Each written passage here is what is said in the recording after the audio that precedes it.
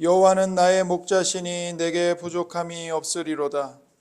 그가 나를 푸른 풀밭에 누이시며 쉴만한 물가로 인도하시는도다. 내 영혼을 소생시키시고 자기 이름을 위하여 의의 길로 인도하시는도다. 내가 사망의 음침한 골짜기로 다닐지라도 해를 두려워하지 않을 것은 주께서 나와 함께 하심이라. 주의 지팡이와 막대기가 나를 안위하시나이다. 주께서 내 원수의 목전에서 내게 상을 차려주시고 기름을 내 머리에 부으셨으니 내 잔이 넘치나이다.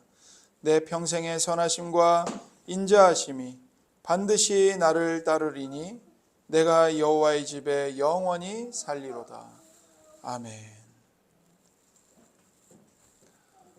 우리 하나님은 선한 목자이십니다. 우리를 푸른 풀밭에 누이시고 쉴만한 물가로 인도하셔서 언제나 우리에게 하나님의 말씀을 배부르게 먹이시고 또 신령한 물을 우리가 마음껏 마시게 해주십니다. 부족함이 없도록 항상 우리를 돌봐주시죠. 하나님은 좋으신 하나님이십니다. 3절에 보시면 다윗은 계속 하나님의 선하심을 고백합니다. 내 영혼을 소생시키시고 자기 이름을 위하여 의의 길로 인도하시는도다. 하나님은 우리의 영혼을 소생시키십니다. 하나님은 우리를 의의 길로 인도하십니다. 또한 하나님은 이 모든 것을 자기 이름을 위하여 행하십니다. 그래서 이러한 다윗의 고백은 모든 성도의 고백이 됩니다. 내 영혼을 소생시키시고 이렇게 말씀하는데, 이 말씀대로 하나님은 우리 영혼을 살리시고 우리가 하나님을 떠나지만 하나님 앞으로 돌아오게 하십니다. 여기서 영혼은 단순히 몸과 분리된 영혼만을 가리키는 게 아닙니다. 여기서 영혼은 우리의 전 인격, 우리의 생명, 사람의 전 존재를 가리킵니다. 하나님께서 우리 생명과 전 인격에 새로운 생명을 주시는 겁니다. 소생시키시고, 이 말이 우리 말로는 거의 죽어가다가 다시 살아난다는 뜻이에요. 그런데 히브리어는 다시 돌아온다는 뜻이 있습니다. 다시 돌아온다. 하나님은 우리 영혼을, 우리 전 인격을 다시 살리시고 하나님께로 돌아오게 하십니다. 다시 말해 우리에게 죄를 버리고 죄에서 돌이키는, 죄에서 하나님께로 돌아오는 회개하는 은혜를 부어주신다는 거예요. 하나님이 우리 영혼을 소생시키십니다. 어떻게 소생시키십니까? 우리 마음을 각성시켜서 죄를 깨닫고 거룩하신 하나님을 깨닫고 회개하며 하나님께로 돌이키게 하시는 것을 통해 우리 영혼을 소생시키시는 겁니다. 다윗은 허물과 죄로 죽었던 자기 영혼에 하나님이 생명을 불어넣고 평생 회개하며 살도록 은혜를 주시는 하나님을 고백하고 있는 것입니다. 다윗은 자신이 받은 구원을 고백하고 있고 동시에 구원받은 자로서 회개하는 은혜를 고백하고 있는 거예요. 여러분, 다윗의 생애를 생각해 보세요. 다윗은 이스라엘의 왕이 되어서 평생 기쁨과 행복만 누리며 살았던 것이 아닙니다. 아무 근심, 걱정 없이 편안하게 살지 않았어요. 다윗은 죽는 날까지 죄와 싸우며 살았습니다. 다윗이 사울에게 쫓겨다닐 때 그가 하나님의 섭리를 의지했죠. 그러나 어느 순간 하나님의 섭리를 전적으로 의지하지 못하고 이스라엘의 원수인 블레셋 왕에게 도망가서 자기 생명을 의탁한 적이 있습니다. 블레셋 왕에게 갔기 때문에 사울이 더 이상 쫓아오지 않으니까 편안하게 보호를 받으며 살 수 있을 것 같았죠. 하지만 그가 블레셋 왕 아래에 있을 때 죽음의 위기를 겪습니다. 그런데 하나님이 기적적으로 간섭하셔서 다윗을 살려주세요. 이후에 다윗이 이스라엘의 왕이 됩니다.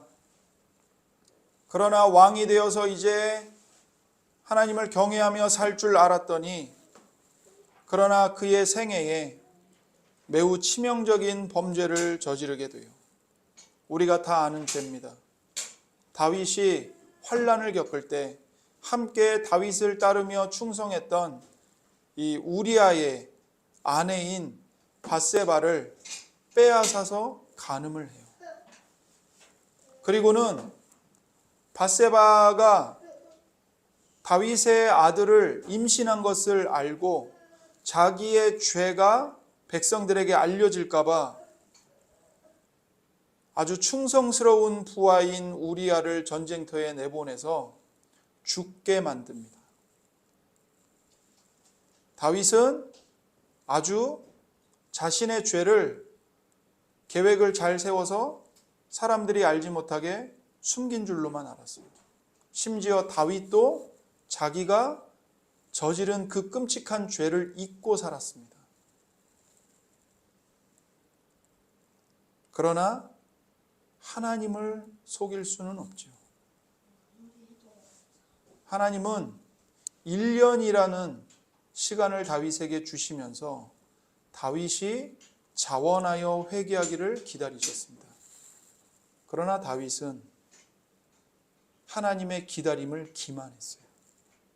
마치 자기가 아무 죄도 짓지 않은 의인인 것처럼 뻔뻔하게 외식하며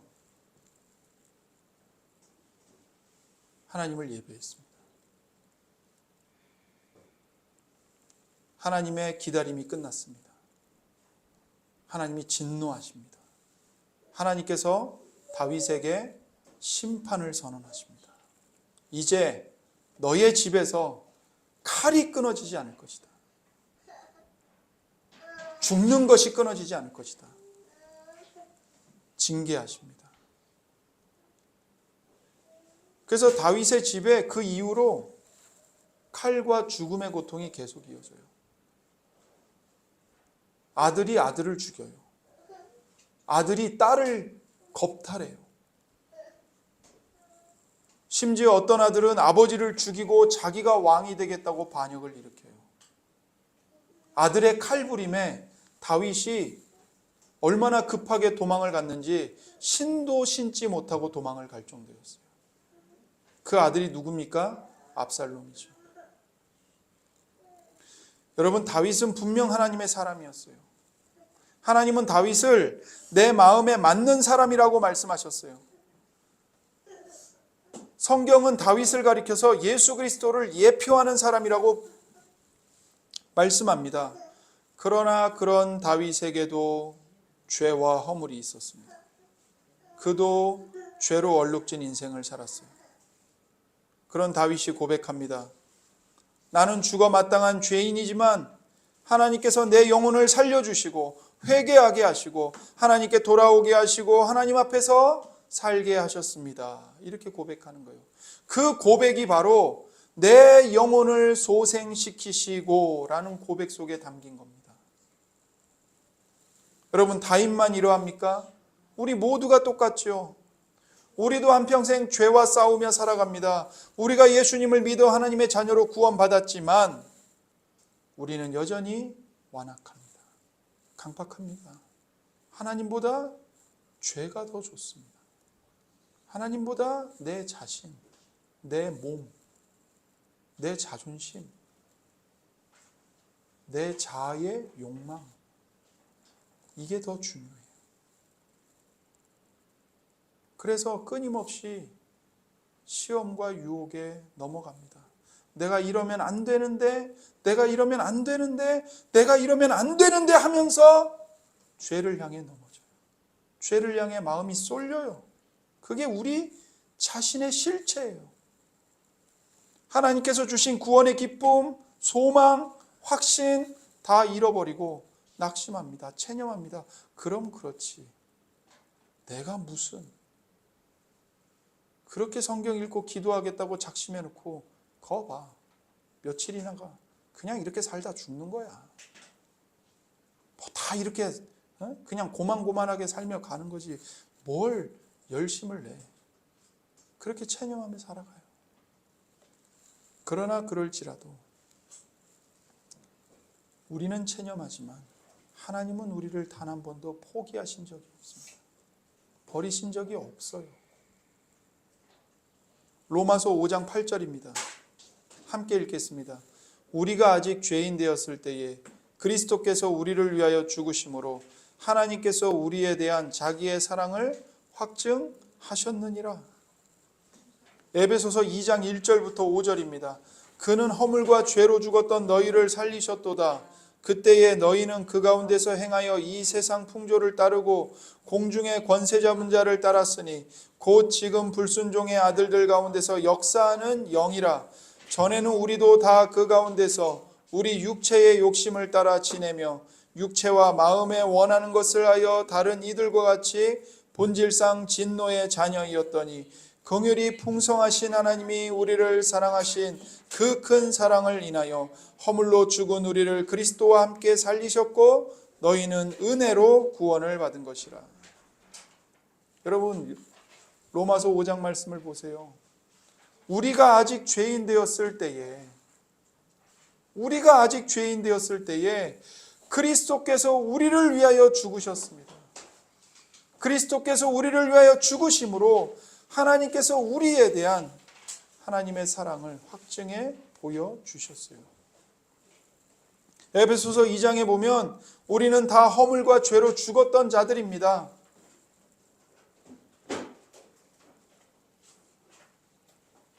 본질상 진노의 자녀들이었어요. 우리의 삶의 주인은 우리 육체의 타락한 욕심이었습니다. 타락한 마음이 우리의 주인이었어요. 그런데 그렇게 죽어있던 우리들, 공중권세 잡은 마귀에게 노예로 사로잡혀 있던 우리들을 하나님이 어떻게 살리셨습니까?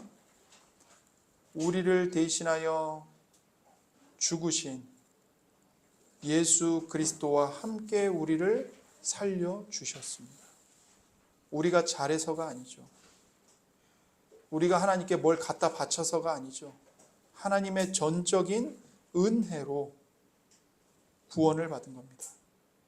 긍휼이 풍성하신 하나님이 우리를 사랑하신 그 사랑이 너무나 커서 그 크신 하나님의 사랑으로 인하여 허물로 죽은 우리들이 그리스도와 함께 살아난 겁니다. 여러분, 죄로 인해 죽었던 우리 인생, 우리 영혼, 우리 육체, 우리의 전 인격을 오직 하나님께서 소생시켜 주십니다. 다윗은 지금 이것을 고백하며 노래하고 있는 거예요. 하나님은 지금도 날마다 우리에게 은혜를 부어주셔서 우리로 하여금 회개하고 하나님께로 돌아오게 하십니다.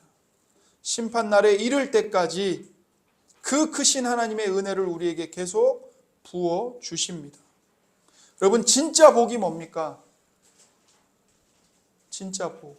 부자 되고 건강해지고 자녀들 출세하고 삶에 아무 근심 걱정이 없고 남들이 다 부러워하는 인생을 사는 게 진짜 복인가요? 아니에요. 우리가 날마다 십자가 앞에 엎드려서 예수님의 발을 붙잡는 것. 예수님 앞에 엎드려 내가 죄인입니다. 나를 불쌍히 여겨주십시오. 예수님의 보혈로 나를 깨끗하게 씻어주세요. 예수님 앞에 자복하는 것. 이게 복입니다. 여러분, 복된 인생을 다 살기를 바라죠. 이 땅에 행복하지 않기를 원하는 사람이 어디 있겠습니까? 그런데 정말 행복한 인생을 사는 길은 단 한 가지입니다. 그게 뭐냐면 내가 죽은 자로 산다는 사실을 깨닫는 거예요. 내가 죄인이라는 사실을 깨닫는 겁니다. 주보와 함께 나눠드린 그 성경 구절 있습니다. 여기 성도님께 주보와 그 하나 좀 갖다 드리세요.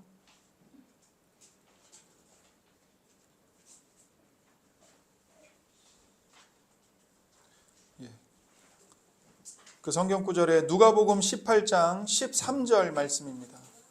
함께 읽겠습니다. 세리는 멀리 서서 감히 눈을 들어 하늘을 쳐다보지도 못하고 다만 가슴을 치며 이르되 하나님이여 불쌍히 여기소서 나는 죄인이로소이다 하였느니라. 이거예요. 이게 정말 행복한 인생을 사는 단 한 가지 길입니다. 하나님 불쌍히 여겨주세요. 나는 죄인입니다. 하나님의 은혜가 없이는 나는 못 삽니다. 하나님이 없으면 나는 아무것도 아닙니다. 이걸 깨닫고 자복하는 거예요.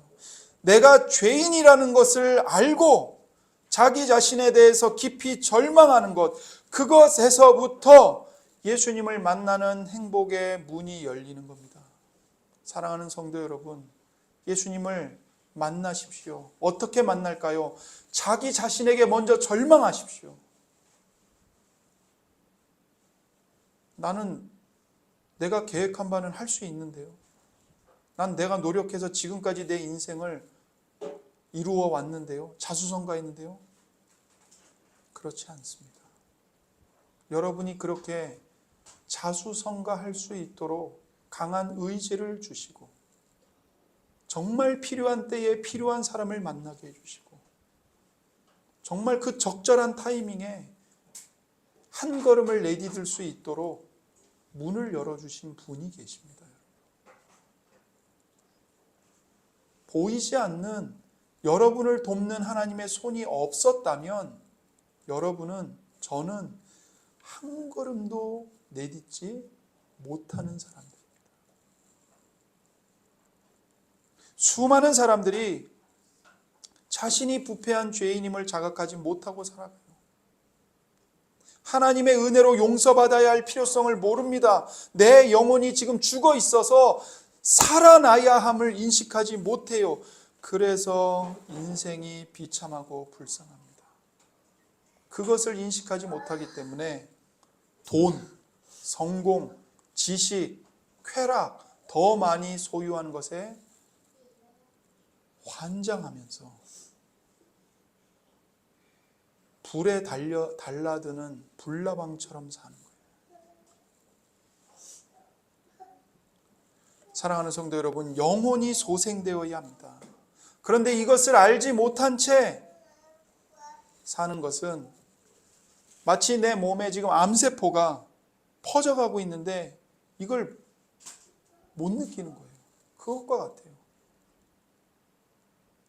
여러분, 말기가 돼서야 자각 증세가 나타나죠. 근데 그때는 이미 늦은 겁니다. 우리가 영혼의 부패함을 깨닫지 못하고 내가 얼마나 뼛속까지 악한 죄인인지 그런 나의 죄악된 본성을 알지 못한 채 살면 결국에는 죽음이 와서 우리를 무덤이 아니라 지옥으로 끌고 가고 말아요. 지옥으로. 이 무서운 진리, 그리고 인생의 가장 중요한 이 진리를 알지 못하고 살다가 예수님을 만나면 비로소 알게 되는 거예요. 내가 이렇게 악한 죄인이었어. 내 타락한 본성의 밑바닥이 이거였어. 내가 이렇게 이기적인 나밖에 모르는 인간이었어. 그걸 알게 돼요. 이것이 하나님의 전적인 은혜입니다. 하나님께서 우리의 죄, 나의 죄를 보여주실 때 한편으로 우리는 감사해야 돼요. 왜냐하면 그게 하나님의 은혜예요.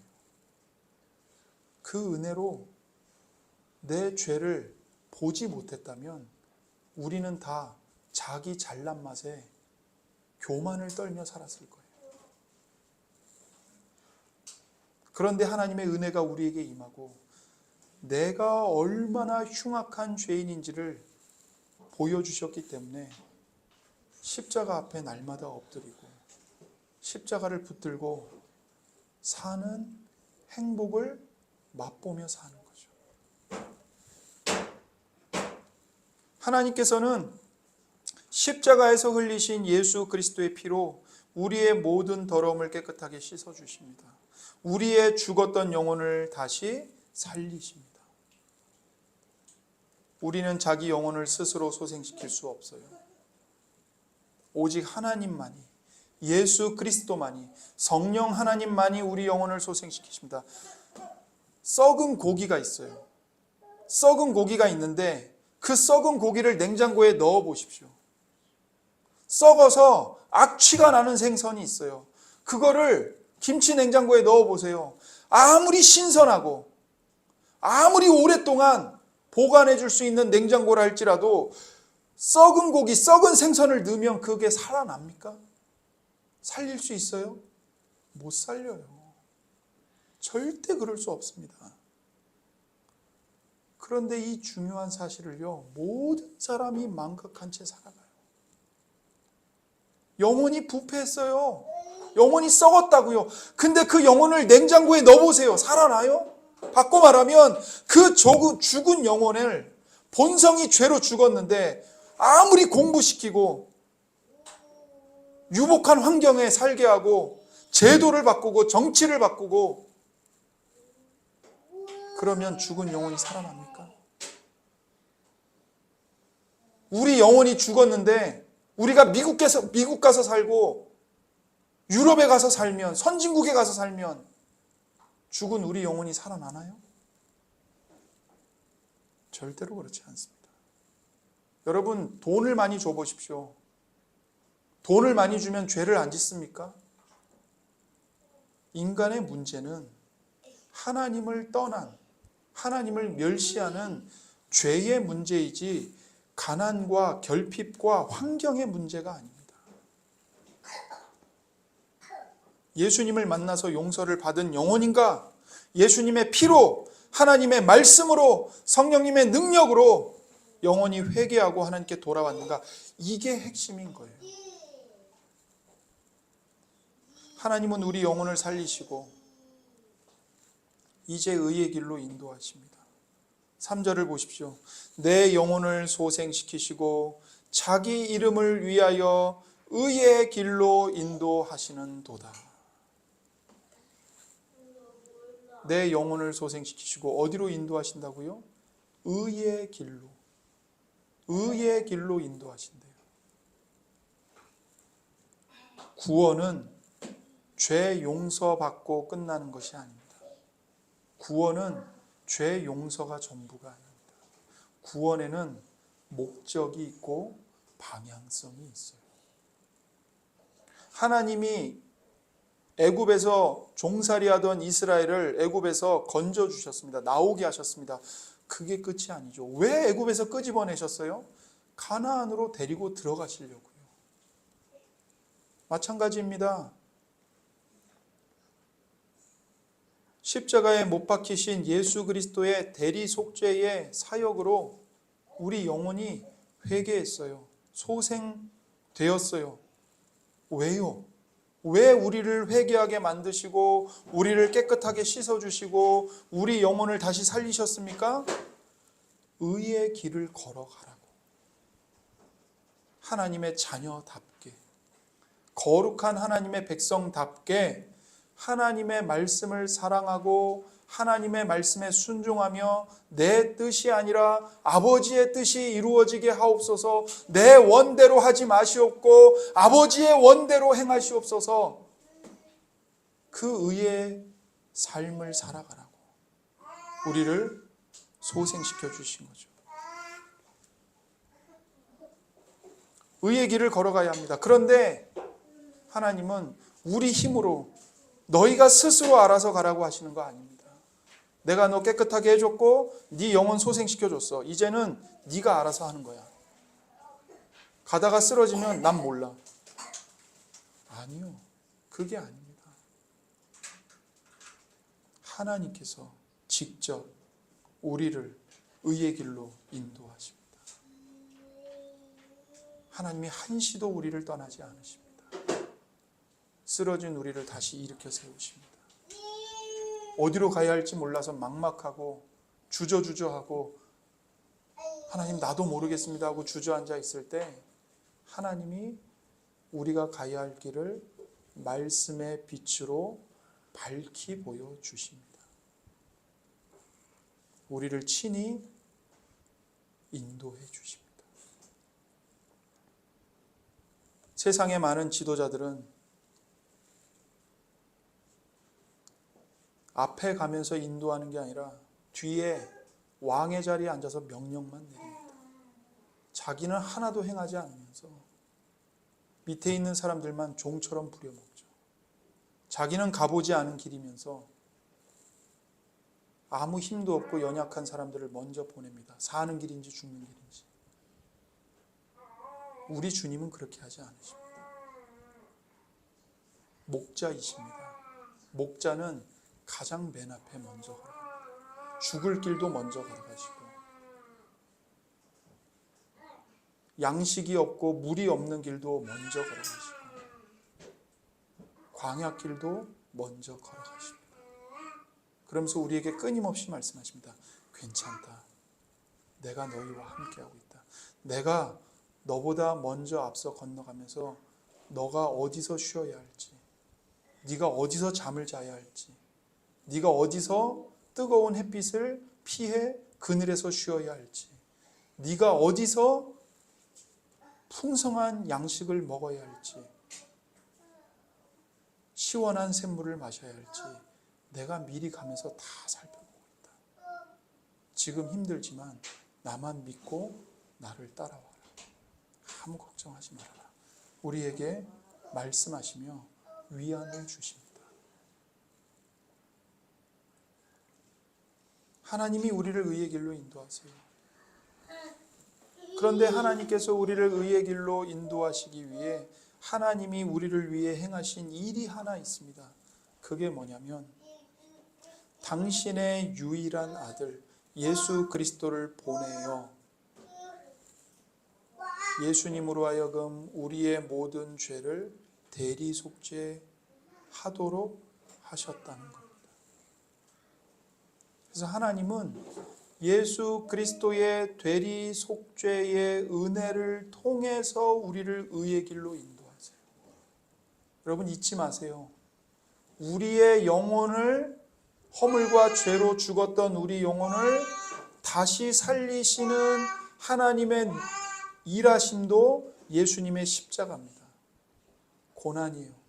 우리를 그렇게 소생시킨 우리를 의의 길로 인도하시는 하나님의 방법도 예수 그리스도의 십자가의 고난입니다. 성도의 인생의 처음과 끝 전체는 다 십자가의 피 흘림이 없이는, 십자가의 복음이 없이는 설명될 수 없고 걸어갈 수 없는 거예요. 우리는 하나님의 말씀을 완전하게 순종할 수 없는 죄인들이에요. 우리는 정말 얼마나 교만하냐면 겨우 한두 가지 계명을 지키고 스스로를 의롭다고 생각해요. 자기 의를 자랑해요. 그러나 이사야 64장 6절 말씀을 보세요. 함께 읽겠습니다. 무릇 우리는 다 부정한 자 같아서 우리의 의는 다 더러운 옷 같으며 우리는 다 잎사귀같이 시들므로 우리의 죄악이 바람같이 우리를 몰아가나이다. 갈라디아서 3장 10절입니다. 물은 율법 행위에 속한 자들은 저주 아래에 있나니 기록된 바 누구든지 율법책에 기록된 대로 모든 일을 항상 행하지 아니하는 자는 저주 아래에 있는 자라 하였습니다. 하나라도 어기면 어떻게 된다고요? 저주 아래에 있다고요. 내가 그래도 이거 하나는 똑바로 지켰어. 그런 말을 할 자격이 우리한테 없어요. 10계명 중에 하나라도 어기면 죄인인 거예요. 그래서 우리가 아무리 우리는 의롭다, 우리는 하나님 앞에서 순종했다 자랑해도 이사야 선지자가 뭐라고 탄식하냐면 우리는 다 부정한 자 같아서 우리의 의는 다 더러운 옷과 같다는 거예요. 더러운 걸레와 같다는 거예요, 여러분. 걸레를 깨끗이 빨아보십시오. 걸레가 왕복이 됩니까? 걸레를 깨끗이 빨면 걸레가 왕이 입는 옷이 되나요? 걸레는 걸레예요. 아무리 표백을 하고 아무리 삶고 그래도 걸레는 걸레일 뿐이에요. 그게 우리라고요. 그게 나라고요. 우리의 죄악이 바람같이 우리를 심판과 저주와 죽음과 멸망과 지옥으로 몰아갑니다. 왜 그럴까요? 우리는 타고난 성향 자체가 부패했어요. 그렇기 때문에 율법을 딱 들이대면 우리는 다 저주 아래에 있는 자들이에요. 이 말씀 앞에서 감히 누가 의의 길을 걸어갈 수 있겠습니까? 우리 힘으로는 걸어갈 수가 없는 겁니다. 그렇기 때문에 여러분이 기도하면 부자 될 수 있습니다. 여러분이 헌금 많이 드리면 자녀들이 복 받습니다. 다 사기입니다. 사기. 그건 복음이 아니에요. 다 율법주의입니다. 바울은 뭐라고까지 얘기했냐면 저주받을 거짓된 복음이라고 그랬어요. 천사가 와서 그런 말을 한다 할지라도 그 천사조차도 저주를 받을 것이다. 이렇게 말했어요. 갈라디아서 1장에서.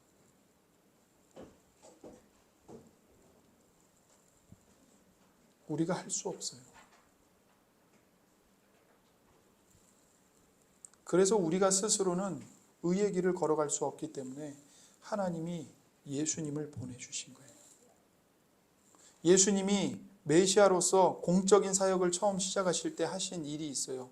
누가복음 4장 16절에서 19절입니다. 함께 읽겠습니다. 예수께서 그 자라나신 곳 나사렛에 이르사 안식일에 늘 하시던 대로 회당에 들어가사 성경을 읽으려고 서심해 선지자 이사야의 글을 들이거늘 책을 펴서 이렇게 기록된 데를 찾으시니 곧 주의 성령이 내게 임하셨으니 이는 가난한 자에게 복음을 전하게 하시려고 내게 기름을 부으시고 나를 보내사 포로된 자에게 자유를 눈먼 자에게 다시 보게 함을 전파하며 눌린 자를 자유롭게 하고 주의 은혜의 해를 전파하게 하려 하심이라 하였더라. 예수님이 메시아로서 첫 설교예요.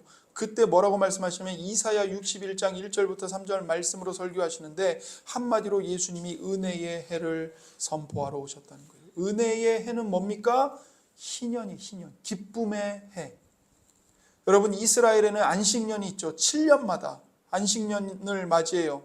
7년째 되는 해에 1년 동안 모든 사람과 땅이 일을 안 하며 쉼을 누리는 거예요. 안식을 누리는 거예요. 그런데 그 안식년을 7번 지나고 나면 즉 49년이 지난 다음에 50년째 되는 안식년 그 해가 희년이에요.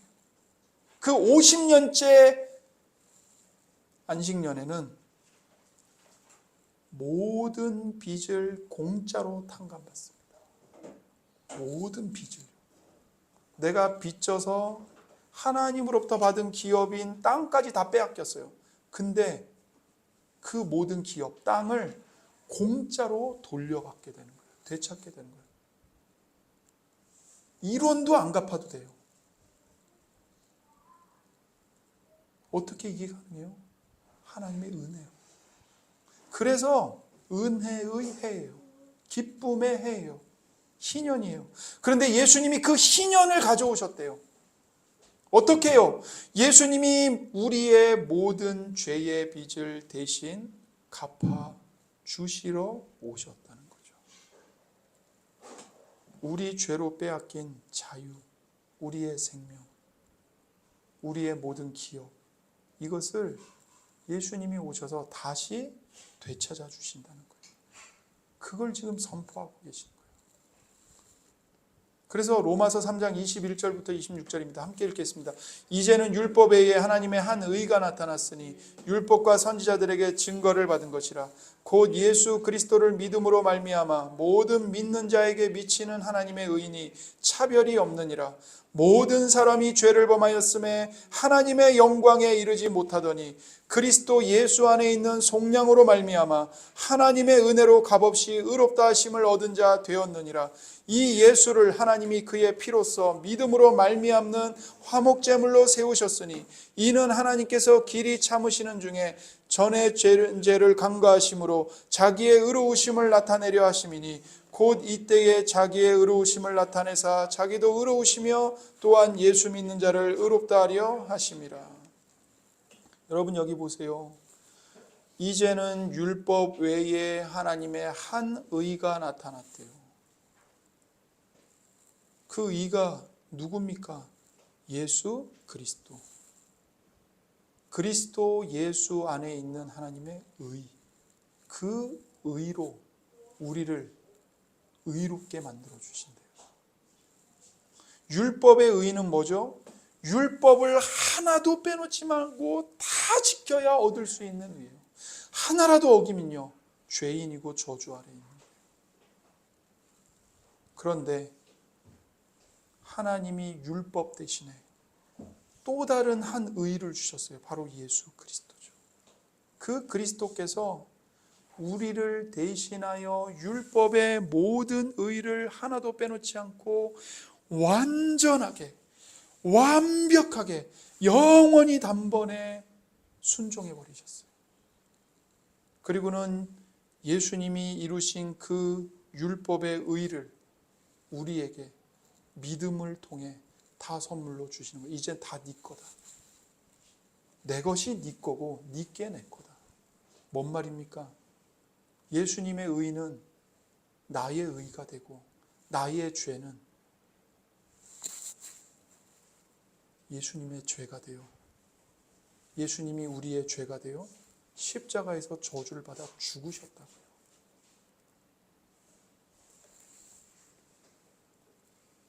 갈라디아서 3장 13절을 보세요.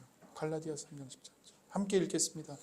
그리스도께서 우리를 위하여 저주를 받은 바 되사 율법의 저주에서 우리를 속량하셨으니 기록된 바 나무에 달린 자마다 저주 아래에 있는 자라 하였습니다. 그리스도께서 우리의 죄가 되사 우리를 위하여 저주를 받아 십자가 나무에 달려 저주를 받았어요. 그렇게 하심으로 율법의 저주에서 우리를 구속하셨다고요. 속량하셨다고요. 값을 치르고 우리를 사서 자유하게 해방시켜 주셨다. 여러분 우리가 우리 자신을 보세요. 만약에 어느 누가 와서 당신은 죄인입니까 의인입니까 물으면 여러분 뭐라고 대답하시겠어요? 나는 의인입니다. 이렇게 대답하시겠어요? 아니죠. 거의 대부분은 나는 죄인입니다. 이렇게 대답할 거라고요. 내가 나를 보면서 의인이라고 감히 말을 할 수가 없어요. 그런데 여러분과 저는 의인이에요. 왜요? 우리를 사랑하사 우리를 위하여 예수님이 십자가에서 못 박혀 죽으심으로 우리의 모든 의를 예수님이 이루셨기 때문에 그래요. 그래서 우리는 예수 그리스도 안에서 나는 의인이다라고 당당하게 선포할 수 있어요. 선포해야 돼요. 선포하십시오. 마귀가 여러분의 죄를 가지고 와서 고소장을 갖고 와서 네가 이러고도 하나님의 자녀야? 네가 이러고 기도한다고? 네가 이러고 교회 간다고? 집에서는 그렇게 해놓고 교회 가서 웃는다고? 당당하게 선포하세요. 담대하게. 그래 나는 죄인이야. 나는 죽어 마땅하지. 그런데 예수님이 나를 대신하여 죽으셨어. 나를 대신하여 부활하셨어. 그래서 나는 예수님 때문에 의인이야. 선포하세요. 우리는 예수님 때문에 죄인이면서 동시에 의인입니다. 예수님 때문에 우리는 죄인이면서 동시에 의인입니다. 왜 그렇습니까? 그리스도의 보혈이 우리의 모든 죄를 덮어 가리우고 우리가 의인임을 선포하고 증언하기 때문입니다. 하나님은 그리스도의 보혈로 우리의 모든 죄를 깨끗하게 씻어 주셨습니다. 그리고 이제 그 보혈로 우리를 의의 길로 인도해 가시는 겁니다. 너는 내 자녀다. 너는 내 아들이다. 그러니 압이 없는 고아처럼 살면 안 된다. 욕심 부리고 성질 부리고 안 되면 화부터 내고 힘으로 다른 사람을 찍어 누르려고 하고 그럴 필요가 없다. 내가 네 아버지다. 억울한 거 있니? 나한테 다 갖고 와. 원수 갖고 싶니? 나한테 다 갖고 와. 내가 알아서 갚아줄게. 너는 내 자녀야. 아버지인 나를 닮아서 자비를 베풀고 긍휼을 베풀고 용서를 베풀며 살아라.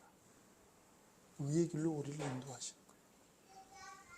의의 길이 무엇입니까? 신명기 6장 4절에서 5절입니다. 함께 읽겠습니다. 이스라엘아 들으라. 우리 하나님 여호와는 오직 유일한 여호와이시니 너는 마음을 다하고 뜻을 다하고 힘을 다하여 내 하나님 여호와를 사랑하라. 레위기 19장 18절입니다. 원수를 갚지 말며 동포를 원망하지 말며 내 이웃 사랑하기를 내 자신같이 사랑하라. 나는 여호와니라. 바로 이게 의의 길입니다. 하나님 사랑, 이웃 사랑. 이것이 바로 하나님이 우리를 인도하시는 의의 길입니다. 하나님의 은혜로 용서받았으니 하나님의 사랑으로 용서해 주십시오. 용서받고 용서하는 의의 길을 걸어가세요. 용서받은 것은 은혜입니다. 우리는 이미 이 은혜를 받았고 오늘도 받고 있어요. 용서하는 것은요, 사랑입니다. 은혜를 받았으니 사랑해야죠.